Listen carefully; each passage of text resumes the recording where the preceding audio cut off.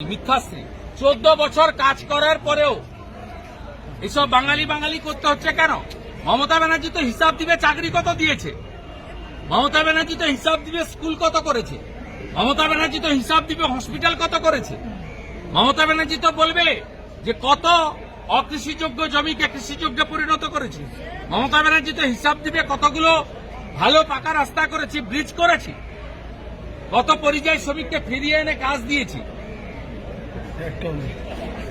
এখনো লক্ষ লক্ষ লোক কেন ভেলোরে কটকে যায় চিকিৎসা করতে?